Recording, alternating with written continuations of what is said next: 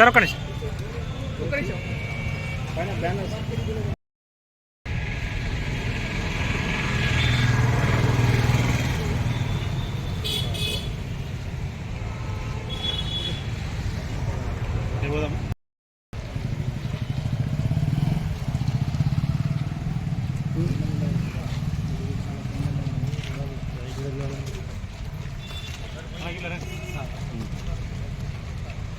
Camera touch చేసి మీరు అందరూ లోపలికి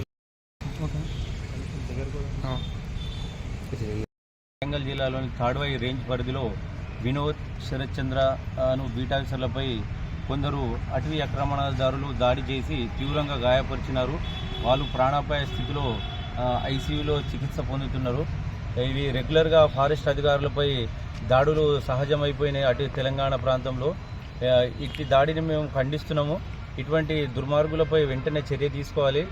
అటవీ రక్షణలో భాగంగా మా ప్రాణాలకు తెగించి మా దగ్గర ఎలాంటి ఆయుధాలు లేకుండా మేము రాత్రి పగలు మాకు రాత్రి 11 గంటలకు 12 గంటలకు ఇన్ఫర్మేషన్ వచ్చినా కానీ మా దగ్గర lady staff, beat officers, section officers అందరూ పనిచేస్తున్నారు. మాకు ఎలాంటి ఆయుధాలు లేకుండా మేము అటవీ రక్షణలో భాగంగా నిమగ్నమైతే అటవీ రక్షణలకు మా వాళ్ళు వెళ్తుంటే నిరంతరంగా దాడులు చేస్తూ ఉల్టా మాపైన అటవీ శాఖ అధికారులపైన కేసులు, ఫాల్స్ కేసులు బనాయించి మమ్మల్ని ఇరకాటంలో పెడుతున్నారు.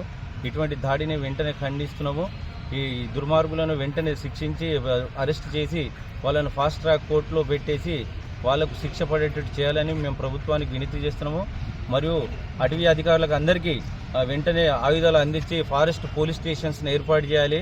వల్నరబుల్ ప్రాంతాలు ఇక్కడ ఆదిలాబాద్ జిల్లాలో ముల్తానీసు మరియు చాలామంది స్మగ్లింగ్ ప్రాంతాలు ఉన్నాయి. ఇక్కడ నిత్యం రాత్రి 11 గంటలకు 12 గంటలకు ఒక 50-60 మంది అడవిలో వెళ్ళి అడవిని నరికేస్తూ ఉంటారు. ఇటువంటి ప్లేసెస్లో ఆయుధాలు లేకుండా పోవడం చాలా కష్టం. కాబట్టి వెంటనే రాష్ట్ర ప్రభుత్వం స్పందించి మాకు వెంటనే ఆయుధాలు అందించి అటవీ రక్షణలో తోడ్పడాలని కోరుకుంటున్నాము.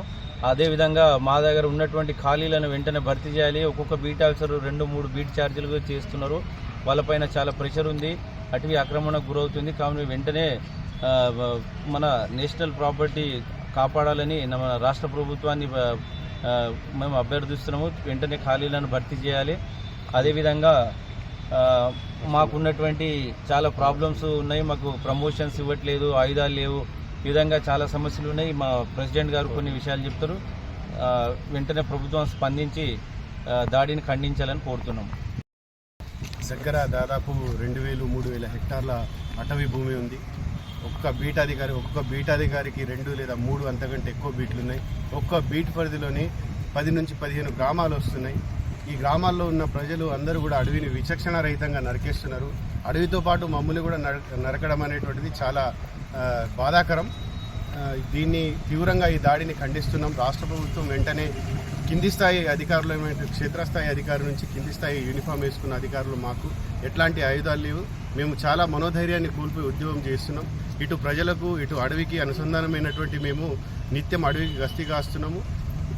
మా పట్ల దయదలిచి ప్రభుత్వం వెంటనే మాకు ఆయుధాలు మరియు ఫారెస్ట్ స్టేషన్స్ ఏర్పాటు చేసి మా అందరి రక్షణకు తోడ్పడాలని ప్రార్థిస్తున్నాం.